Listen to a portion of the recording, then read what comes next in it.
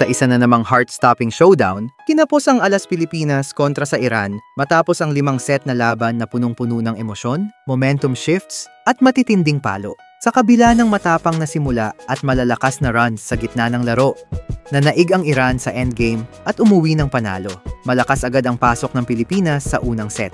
Uminit ang kamay ng kanilang spikers, lalo na sina Ea at Angel Canino na nagsilbing powerhouse combo sa opensa. Sa likod naman, si Bella Belen ay nagsilbing defensive wall, tumutok sa floor coverage at nagbigay ng crucial digs na nagpahinto sa momentum ng Iran. Dahil dito, mabilis at malinis ang execution ng set plays at hindi nakapalag ang Iran sa dominanting opening salvo ng Alas Pilipinas. Pagdating sa set 2, medyo nag-iba ang ihip ng hangin. Nakahanap ng butas ang Iran sa resepsyon ng Pilipinas at dito nagsimula ang mga unforced errors ng Alas Pilipinas. Minsan ding nagkaroon ng miscommunication sa loob, dahilan upang makapuwersa ang Iran ng crucial mini-runs. Ngunit hindi basta-basta bumitaw ang mga Pinay. Lumaban hanggang dulo at halos maitabla ang iskor. Sa kasamaang palad, hindi naging sapat ang huling bugso at napunta ang set sa Iran. Bumawi ang Alas Pilipinas sa set 3 sa tulong ng mas technical na atake, ball distribution, at adjustment sa blocking patterns. Muling nakuha ng national team ang upper hand. Ang composure at timing ng team ay mas lumutang dito at sa huli,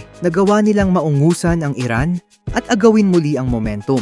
2-1. Ngunit hindi nagpatalo ang Iran sa set 4. Sa set na ito, muling sumigla ang Iranian squad at tila nabuhayan ng loob. Matibay ang kanilang floor defense at sinabayan pa ito ng powerful service game na nagpagulo sa passing pattern ng Pilipinas. Kahit sinubukang habulin ng Alas Pilipinas, mas naging composed ang Iran sa endgame. Kaya't napuwersa nila ang deciding 5th set. Sa set 5, naging tunay na tensyonado ang atmosphere. Dikit ang laban sa bawat punto. Rally dito, block doon, error dito, service ace doon. Walang gustong magpatalo. Pero sa huli, Iran ang mas kumapit sa crucial moments. Isang back-to-back blocks at service pressure ang naging susi upang sila'y makalagpas at makuha ang panalo. Bagamat masakit para sa Alas Pilipinas ang pagkatalo, hindi maikakaila ang ipinakitang puso, composure, at lakas ng team sa buong laban.